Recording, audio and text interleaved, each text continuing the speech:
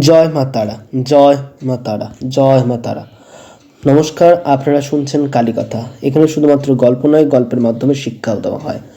প্রতি বৃহস্পতি এবং শনিবার শুনতে ভুলবেন না কালীকথা। আজকের কালীকথায় যে গল্প দিতে চলেছি সেই গল্প দুটি শুনবার পর আপনারা প্লিজ আমার ইউটিউব চ্যানেলটি সাবস্ক্রাইব করুন, বেলাইটি ক্লিক করুন এবং লাইক কমেন্ট শেয়ার করতে ভুলবেন না। আজকে যে গল্প বলতে চলেছি সেই গল্পটির প্রথম নাম হলো মা কালী ও রক্তহীন সেই বলির রহস্য। বীরভূমে এক প্রাচীন শ্মশান কালী ছিল। বহু বছর ধরে সেখানে অমাবস্যায় বলি দেওয়ার প্রথা প্রচলিত ছিল।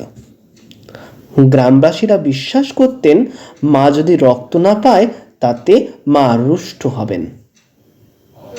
কিন্তু সেই বছর ভয়ঙ্কর খরা, চারিদিক শুকিয়ে গেছে, কোথাও পশু নেই, জনমানব নেই, খাদ্যও নেই।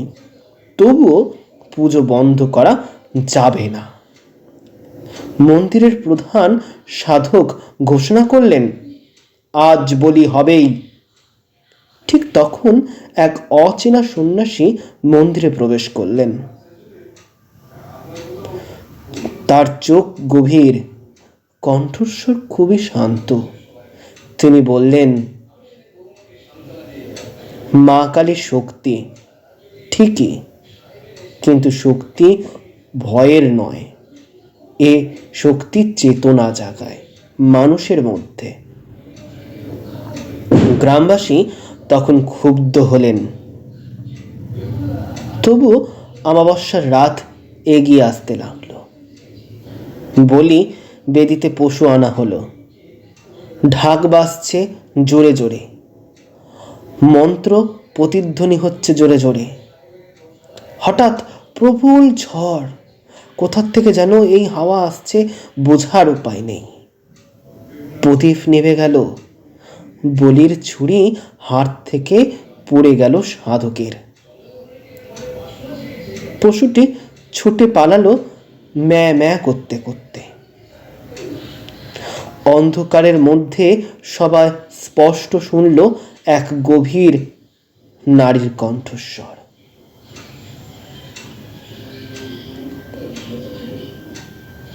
রক্ত নয়, অহং দাও মোরে।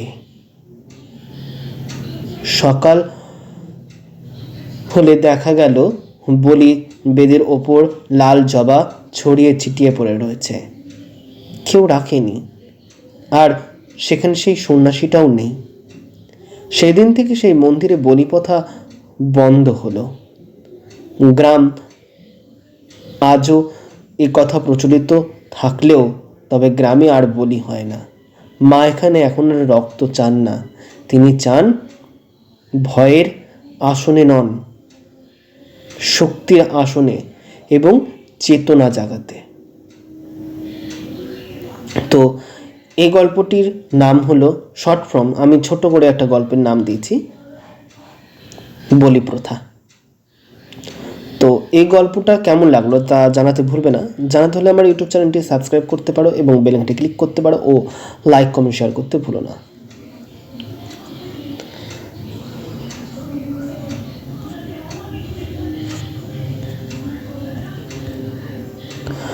এরপর আসছি আরও একটি ঘটনায়। তো এই ঘটনাটি শুনে যদি আপনাদের ভালো লেগে থাকে তবু আবার বলছি, ওই আমার ইউটিউব চ্যানেলটি সাবস্ক্রাইব করে নেবেন, বেল আইকনটি ক্লিক করবেন এবং লাইক কমেন্ট শেয়ার করতে ভুলবেন না। মা কালী ও অহংকারী রাজপুরোহিত, এরও একটি নাম আমি দিলাম। এটা একটা কথক পাঠিয়েছে তার গল্প, তো আমি ছোট্ট নাম দিচ্ছি, বড় নাম তো এইভাবে দেওয়া যায় না, তো নামটি আমি দিলাম অহংকারী রাজপুরোহিত বা অহংকার চূর্ণ করল মা কালী। বর্ধমানের এক রাজ্য ঘটনা। রাজা ছিলেন ভক্ত, কিন্তু তার রাজপুরোহিত ছিলেন প্রবল অহংকারী। তিনি বলতেন, মা কালী আমার মন্ত্রের ধারায় আসে, আমি পুজোয় মন্ত্র পাঠ করি, সে কারণেই শক্তি নেমে আসে। প্রতি বছর বিশাল আয়োজন হয়, শত প্রদীপ জ্বলে, সোনা রূপা উপাচার বলি ঢাক ঢোল সমস্ত কিছু দিয়ে জাঁকজমক করে এই পুজো করা হয়। কিন্তু মন্দির ছিল না শান্তিতে, ছিল ভয়, আর সব থেকে লোক দেখানো বেশি ছিল এই মন্দিরে। এক বছর রাজা স্বপ্নে দেখতে পেলেন এক কৃষ্ণকায় সুন্দর এক নারী তাকে দেখা দিয়ে বলছেন, যেখানে ভক্তি নেই সেখানে আমি নেই, যেখানে শুধু অহংকার গর্ব বেশি, সে লোক দেখানো বেশি, সেখানে আমি থাকবো না। রাজা ভয় পেয়ে পুরোহিতকে বললেন, পূজার রীতি পরিবর্তন করিতে হবে। পুরোহিত রুষ্ট হলেন, আমার সাধনা নিয়ে আপনার সন্দেহ রাজামশাই? অমাবস্যার রাতে পুজো শুরু হলো। পুরোহিত উচ্চস্বরে মন্ত্র পাঠ করতে লাগলো। হঠাৎ বাতাস থেমে গেল। ধূপের ধোঁয়া সোজা উপর দিকে উঠে একটা জায়গায় ঘনীভূত হতে লাগলো। প্রতিমার চোখ যেন জ্বলতে লাগলো। পুরোহিত গর্ব ভরে বললেন, হ্যাঁ দেখেছেন, মা কালী আমার জন্য এসছে, আমি মন্ত্রের দ্বারা মাকে ডেকেছি। আমার মতন ক্ষমতা কারোর কাছে নেই, আমি রাজপুরোহিত। ঠিক সেই সময়, সেই মুহূর্তেই রাজপুরোহিতের কণ্ঠ রুদ্ধ হয়ে গেল। সে আর মন্ত্র উচ্চারণ করিতে পারল না। মন্দিরের বাইরে থেকে এক বৃদ্ধা সেই মন্দিরে এসে উপস্থিত হলো এবং একটা জবা ফুল নিয়ে সেই মন্দিরে ঢুকে মা কালীর পায়ের কাছে ঘরটিতে সে জবা ফুলটি দিলেন এবং সঙ্গে সঙ্গে কোথার থেকে যেন হাওয়া ফিরে এলো, কিন্তু সেই হাওয়া খুবই শীতল এবং খুবই ঠান্ডা। এতে যেন পরিবেশটা পুরো পরিবর্তন করে দিল। তিনি চোখ বন্ধ করে বললেন, মা তোমার কাছে এইছি, আমার পুজোটা তুমি গ্রহণ করো। আমি তো মন্ত্রতন্ত্র জানি নে, তুমি এই মন্দিরে এসো। পুরোহিতের কণ্ঠ আবার ফিরে এলো।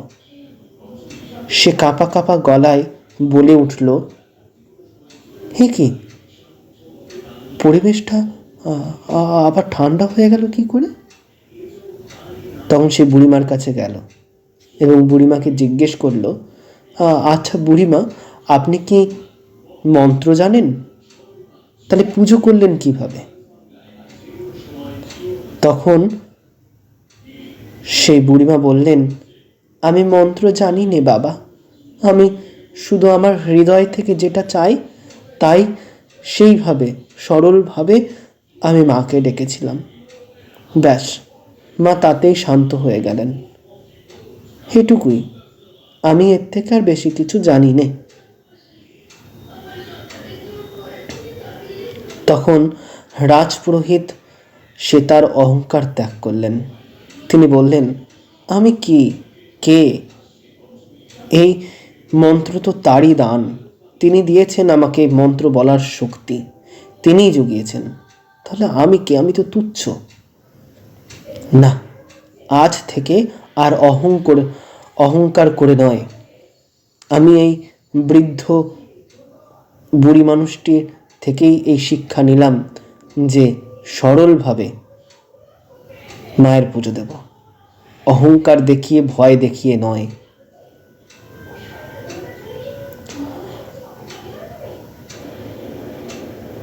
নমস্কার। তো আজকের দুটো গল্প কেমন লাগলো? দুটো গল্পের মধ্যে কিন্তু শিক্ষা লুকিয়ে আছে। একটা বলি, সেখানেও অহংকার, আবার এখানে এক পূজারী, সে মনে করে যে আমি বিরাট কিছু জানি, বিরাট জ্ঞান আছে আমার। তো একটা বৃদ্ধা তার সেই অহংকারটাকে চূর্ণ করে দেয়। তো এই হচ্ছে গল্প মাধ্যমে শিক্ষা দেওয়া। তো দুটি গল্প শুনে কেমন লাগলো তা জানাতে ভুলবে না। জানাতে হলে আমার ইউটিউব চ্যানেলটি একবার সাবস্ক্রাইব করে দেবেন, বেল আইকনটি ক্লিক করে দেবেন এবং লাইক কমেন্ট শেয়ার করতে ভুলবেন না। জয় মা তারা, জয় তারা, জয় জয় তারা।